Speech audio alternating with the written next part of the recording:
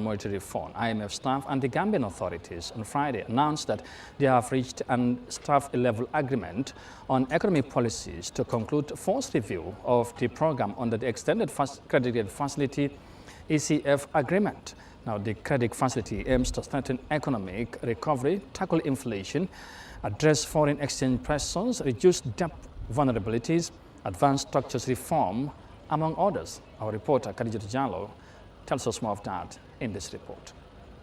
The International Monetary Fund team, led by Mr. Fizara, has led fruitful discussions with the Gambian authorities in Banjul from April 23rd to May 3rd, 2024, and has reached a staff-level agreement on the first review of the program supported under the 36 months Extended Credit Facility ECF arrangement, which was approved in January 2024 for total access of SDR 74.64 million, about $98.4 million, subject to approval by the IMF's Executive Board.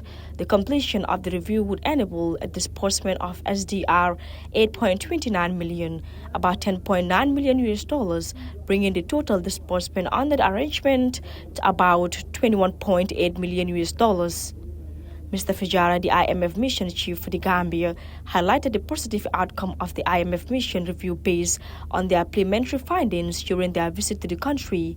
He said this review followed the approval of the financial program for the Gambia by the IMF board in January 2024 after reaching an agreement with the government.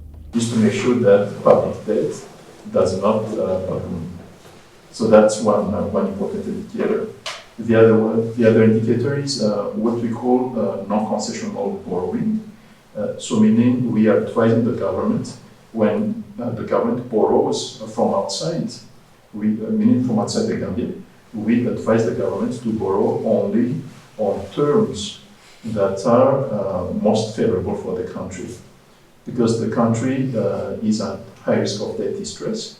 So if the country borrows with expensive terms, from outside, and then that will push up the public debt and may tilt the country into debt distress.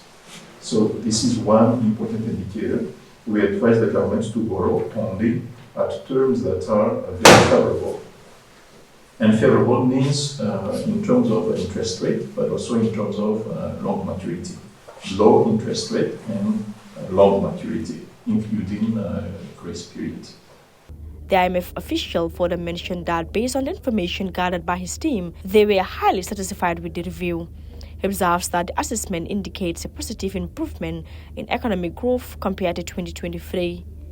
Includes education as well, really to make sure that the poor and vulnerable population are well protected under the program. On the structural benchmarks, yes. So this is the other component of the program, the non-quantitative component of the program. So the structural benchmarks, they are, we call them policies. So for instance, just to give a few examples. So for this review, we assessed 5 structural benchmarks. So one of them, just to give us one example, is for GRA, for the Gambian Revenue Authority, to set up a platform for custom administration. According to the IMF, the recent collaboration between the government of the Gambia and the IMF has led to positive economic outcomes. The IMF chief mission for the Gambia stated that since implementation of the program in January 2024, there has been a robust economic recovery with signs of inflation deceleration and easing pressures on the foreign exchange market. The IMF emphasizes that the importance of maintaining strong policies to sustain this progress and achieve the country's development goals, as it demonstrates a commitment to overcoming challenges and promoting economic prosperity in the Gambia. For African News, Yahya Jammeh.